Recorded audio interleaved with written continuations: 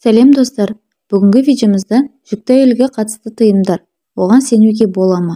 Осы жайлы айтатын боламын.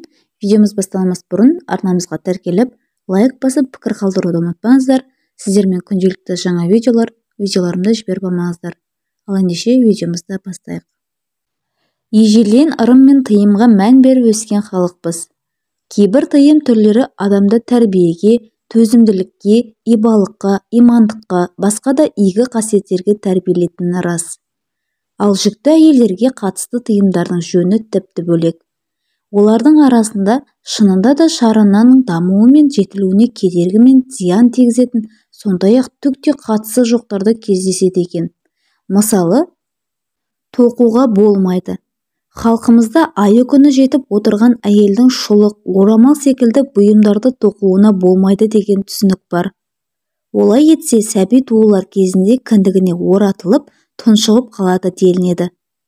Ал акушер-гинекологтар мұны жоққа шығарады. Баланың кіндікке оратылуына 90% жағдайда кіндіктің ұзындығы мен немесе сәбидің тым белсенділігі себеп болып жатады. Бразилиялықтар 12.000 жүкті әйелді бақылауға алған екен. Олардың тең жартысына түрлі бұйымдар тоқуды тапсырыпты. Босану кезінде тоқыма тоқылған келіншектерде ешқандай да қиындық болмаған. Керісінше, ырым-тыйымды қатаң сақтаған 4 әйелдің сәбиі кіндігіне оратылып туылған. Екінші, тігу де зиян дейді. Қайсы бір елдерде құрсағына бала біткеннен бастап әйелдердің ине жіп ұстауына болмайды деген ұғым бар. Олай етсе, баланың өмір сүру жолын жауып тастайды делінген. Мамандар бұл ырымның да ана мен бала денсаулығына, босану сатысына түкте қатысы жоқтығын айтады. Үшінші, шашты қысқарту қауіпті ме? Бала өмірі ұзақ болсын деген тілеуден туған бұл түсінік те қисынға келмейтін көрінеді. Қайта, шаш қысқарту әйелдің тым әбіржіп кетпеуіне көмектеседі.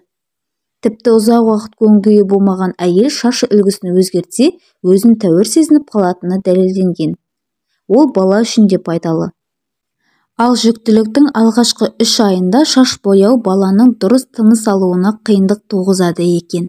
Себебі бояу құрамындағы химикаттар майда тамырлар арқылы бүкіл ағзаға тарайды да әлжуаз сәбиге зиян тигізеді. Көп жағдайда баланың аллергияға бейім болуының бір себебі осында жатыр. Төртіншіден, қалаған жеу керек. Жүкті әйелдің еркелігі мен назы болатыны белгілі. Ол тез ашуланады, жиі ренжиді, жас бала секілді тәбеті әр нәрсеге тартып тұрады. Сіздерге видеом пайдалы болса, достарыңызбен бөлісуді ұмытпаңыз. Күнделікті жаңа видеоларымды жіберіп алмаңыз.